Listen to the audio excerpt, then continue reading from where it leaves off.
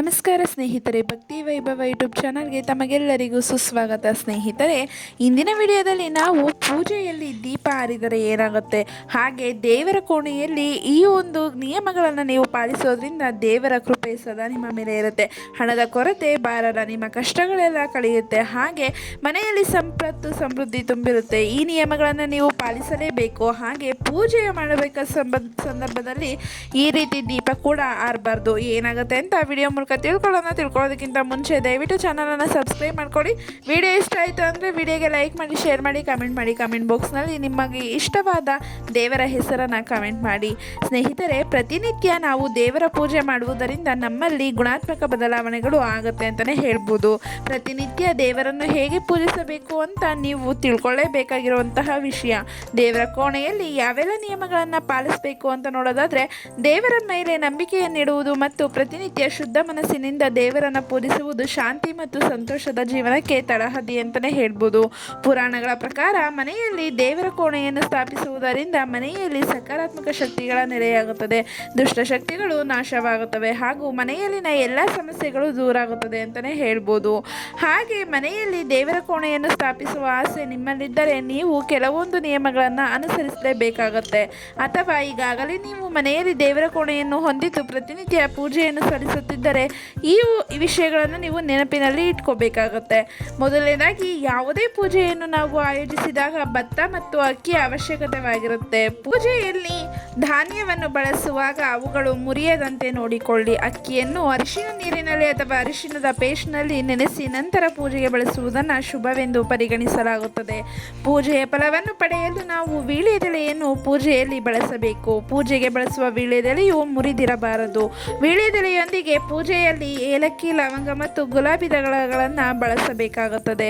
ನಂತರ ಪೂಜೆಯ ಸಂದರ್ಭದಲ್ಲಿ ನೀವು ದೇವರಿಗೆ ಹಚ್ಚಿಟ್ಟ ದೀಪ ಆರದಂತೆ ನೋಡಿಕೊಳ್ಳಿ. ಒಂದು ವೇಳೆ ಪೂಜೆಯ ಮಧ್ಯೆ ದೇವರಿಗೆ ಹಚ್ಚಿದ ದೀಪ ಆರಿ ಹೋದರೆ ಪೂಜೆಯ ಫಲಗಳು ನಿಷ್ಪ್ರಯೋಜಕ ಅಂತಲೇ ಹೇಳ್ಬೋದು.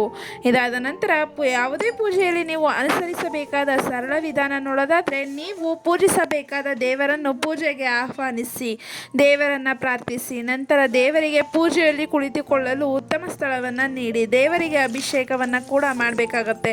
ದೀಪವನ್ನು ಬೆಳಗಿಸಿ ಮತ್ತು ಧೂಪವನ್ನು ಅರ್ಪಿಸಿ ದೇವರಿಗೆ ಅಕ್ಕಿ ಸೇರಿದಂತೆ ಆತನಿಗೆ ಪ್ರಿಯವಾದ ಧಾನ್ಯವನ್ನು ಸಮರ್ಪಿಸಿ ಚಂದನ ಅಥವಾ ಸಿಂಧೂರವನ್ನು ಕೂಡ ಹಚ್ಚಿ ಹೂವುಗಳನ್ನು ಅರ್ಪಿಸಿ ಪ್ರಸಾದ ಅಥವಾ ಕೆಲವು ಬಗೆಯ ಭಕ್ಷ್ಯಗಳನ್ನು ನೀವು ನೀಡಬೇಕಾಗುತ್ತೆ. ನಂತರ ಹೂಮಾಲೆಯನ್ನು ಮತ್ತು ಆತನಿಗೆ ಪ್ರಿಯವಾದ ಎಲೆಗಳನ್ನು ಬಳಸಿ ದೇವರಿಗೆ ದೀಪವನ್ನು ಬೆಳಗುವ ಮುನ್ನ ಅದನ್ನು ಶುದ್ಧಿ ಮಾಡಿಕೊಳ್ಳಬೇಕು. ಭಗವಾನ್ ವಿಷ್ಣುವನ್ನು ನೀವು ಪೂಜಿಸುತ್ತಿದ್ದರೆ ಹಳದಿ ಬಣ್ಣದ ರೇಷ್ಮೆ ಬಟ್ಟೆಯನ್ನು ಪೂಜೆಯಲ್ಲಿ ಅರ್ಪಿಸಬಹುದು. ದುರ್ಗಾದೇವಿಗೆ, ಸೂರ್ಯದೇವನಿಗೆ ಮತ್ತು ಗಣೇಶನಿಗೆ ಕೆಂಪು ಬಣ್ಣದ ಬಟ್ಟೆಯನ್ನು ಅರ್ಪಿಸಬೇಕಾಗುತ್ತದೆ. ಶಿವನಿಗೆ ಬಿಳಿ ಬಣ್ಣದ ಬಟ್ಟೆಯನ್ನು ಅರ್ಪಿಸಬೇಕು. ನೀವು ಪೂಜೆಗೆ ಕುಳಿತುಕೊಳ್ಳಲು ಉಪಯೋಗಿಸುವ ಆಸನವನ್ನು ಎಂದಿಗೂ ಕಾಲಿನಿಂದ ದೂಡಬಾರದು ಅಥವಾ ಕಾಲಿನಿಂದ ಮುಟ್ಟಬಾರದು. ಕೈಗಳಿಂದ ಆಸನವನ್ನು ಮುಟ್ಟುವುದು ಶುಭ ಅಂತಲೇ ಹೇಳ್ಬೋದು. ನಂತರ ಪ್ರತಿನಿತ್ಯ ತುಪ್ಪದ ದೀಪವನ್ನು ಹಚ್ಚುವುದರಿಂದ ವಾಸ್ತುಗೆ ಸಂಬಂಧಿತ ನಾನಾ ಸಮಸ್ಯೆಗಳು ದೂರಾಗುವುದು. ಸೂರ್ಯ ದೇವರು, ದುರ್ಗಾದೇವತೆ, ವಿಷ್ಣು ಮತ್ತು ಇನ್ನಿತರ 5 ದೇವರನ್ನು ಯಾವುದೇ ಶುಭ ಸಂದರ್ಭದಲ್ಲಿ ಪೂಜಿಸಬಹುದು. ಹೀಗೆ ಮಾಡುವುದರಿಂದ ನೀವು ಸಂಪತ್ತು ಮತ್ತು ಆರೋಗ್ಯವನ್ನು ಪಡೆಯುವಿರಿ. ಒಮ್ಮೆ ಪೂಜೆಯಲ್ಲಿ ಬಳಸಿದ ತುಳಸಿ ಅಥವಾ ತುಳಸಿ ಎಲೆಗಳನ್ನು 11 ದಿನಗಳವರೆಗೆ ಪೂಜೆಯಲ್ಲಿ ಬಳಸಬಹುದು. ಪೂಜೆಯ ಉದ್ದೇಶಕ್ಕಾಗಿ ಒಮ್ಮೆ ಬಳಸಿದ ತುಳಸಿ ಎಲೆಯನ್ನು ನೀರಿನಲ್ಲಿ ತೊಳೆದು ಮತ್ತೊಮ್ಮೆ ಬಳಸಬಹುದು. ಹಾಗೆ ದೇವರ ಕೋಣೆಯಲ್ಲಿನ ವಿಗ್ರಹದ ಮುಂದೆ ಯಾವಾಗಲೂ ದೀಪವನ್ನು ಬೆಳಗಿಸಿ. ತುಪ್ಪದ ದೀಪವನ್ನು ಬಿಳಿ ಬಣ್ಣದ ಹತ್ತಿಯಿಂದ ಬೆಳಗಿಸಬೇಕು ಮತ್ತು ಎಣ್ಣೆಯ ದೀಪವನ್ನು ಕೆಂಪು ಬಣ್ಣದ ಹತ್ತಿಯಿಂದ ಬೆಳಗಿಸಬೇಕು. ಮುರಿದ ದೀಪವನ್ನು ಅಥವಾ ಇತರ ಇನ್ನಾವುದೇ ಮುರಿದ ಪೂಜಾ ವಸ್ತುಗಳನ್ನು ಪೂಜೆಯಲ್ಲಿ ಬಳಸಬಾರದು. ಪೂಜೆಯಲ್ಲಿ ಮುರಿದ ದೀಪವನ್ನು ಉಪಯೋಗಿಸುವುದು ಅಶುಭವೆಂದು ಪರಿಗಣಿಸಲಾಗುತ್ತದೆ. ನಂತರ ಮಾನಸಿಕ ಸ್ಥಿರತೆಯನ್ನು ಕಾಪಾಡಿಕೊಳ್ಳಲು ಶಿವನಿಗೆ ಬಿಲ್ವಪತ್ರೆಯನ್ನು ಅರ್ಪಿಸಬೇಕು. ನಿಮ್ಮ ಇಚ್ಛೆಗಳು ಈಡೇರಿಸಿಕೊಳ್ಳಲು ಯಾವುದೇ ದೇವರನ್ನು ಪೂಜಿಸುವಾಗ ದೇಣಿಗೆ ನೀಡಬೇಕು. ನಿಮ್ಮೊಳಗಿನ ನಕಾರಾತ್ಮಕತೆಯನ್ನು ನೀವು ಎಷ್ಟು ಬೇಗ ದೂರಾಗಿಸಿಕೊಳ್ಳುತ್ತೀರೋ ಅಷ್ಟು ಬೇಗ ನಿಮ್ಮೆಲ್ಲ ಆಸೆಗಳು ಈಡೇರುತ್ತೆ ಅಂತಲೇ ಹೇಳ್ಬೋದು.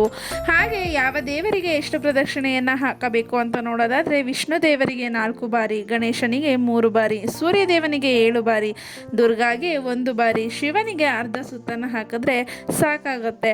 ನಂತರ ಕೆಲವು ಪ್ರಮುಖ ಕಾರ್ಯಗಳನ್ನು ನೆರವೇರಿಸುವಾಗ ಅಥವಾ ಪ್ರಮುಖ ಘಟನೆಯ ಸಂದರ್ಭದಲ್ಲಿ ಸ್ವಸ್ತಿಕ್, ಕಳಶ ಮತ್ತು 9 ಗ್ರಹ ದೇವರುಗಳನ್ನು ಪೂಜೆ ಮಾಡಬೇಕಾಗತ್ತೆ.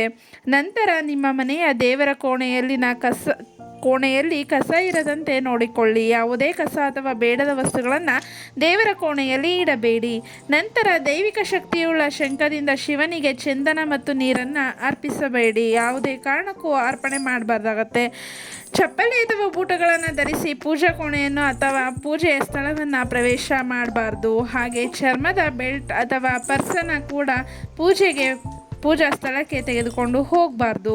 ಮನೆಯಲ್ಲಿ ಪೂಜೆಯನ್ನು ಮಾಡುವಾಗ ಎಂದಿಗೂ ಈ ತಪ್ಪುಗಳನ್ನು ನೀವು ಮಾಡಬಾರ್ದು. ಕೆಲವೊಂದು ನಿಯಮಗಳೊಂದಿಗೆ ಮನೆಯಲ್ಲಿನ ದೇವರನ್ನು ಹೀಗೆ ಪೂಜೆ ಮಾಡಿದ್ರೆ ನೀವು ಶುಭ ಫಲವನ್ನು ನೀಡುತ್ತೆ, ಅಂದರೆ ನಿಮಗೆ ದೇವರು ಶುಭ ಫಲವನ್ನು ನೀಡುತ್ತೆ ಅಂತಲೇ ಹೇಳ್ಬೋದು. ಸ್ನೇಹಿತರೆ, ಈ ರೀತಿ ನೀವು ಪೂಜೆ ಮಾಡಿದ್ದಾಗಿದ್ದಲ್ಲಿ ಅದೃಷ್ಟ ನಿಮ್ಮನ್ನು ಹಿಂಬಾಲಿಸಿಕೊಂಡು ಬರುತ್ತೆ, ಮನೆಯಲ್ಲಿ ಸಂಪತ್ತು ಸಮೃದ್ಧಿ ನೆಲೆಸುತ್ತೆ ಅಂತಲೇ ಹೇಳ್ಬೋದು. ಸ್ನೇಹಿತರೆ, ಈ ಒಂದು ಮಾಹಿತಿ ನಿಮಗೆ ಇಷ್ಟ ಆಗಿದೆ ಅಂತ ಅನ್ಕೊತೀನಿ. ಇಷ್ಟ ಆಗಿದ್ರೆ ವಿಡಿಯೋಗೆ ಲೈಕ್ ಮಾಡಿ, ಶೇರ್ ಮಾಡಿ, ಕಮೆಂಟ್ ಮಾಡಿ. ಕಮೆಂಟ್ ಬಾಕ್ಸ್ನಲ್ಲಿ ನಿಮಗೆ ಇಷ್ಟವಾದ ದೇವರ ಹೆಸರನ್ನು ಕಮೆಂಟ್ ಮಾಡಿ. ಸ್ನೇಹಿತರೆ, ವಿಡಿಯೋ ವೀಕ್ಷಿಸಿದ್ದಕ್ಕಾಗಿ ಧನ್ಯವಾದಗಳು. ಚಾನಲನ್ನು ಸಬ್ಸ್ಕ್ರೈಬ್ ಮಾಡಿಕೊಳ್ಳಿ.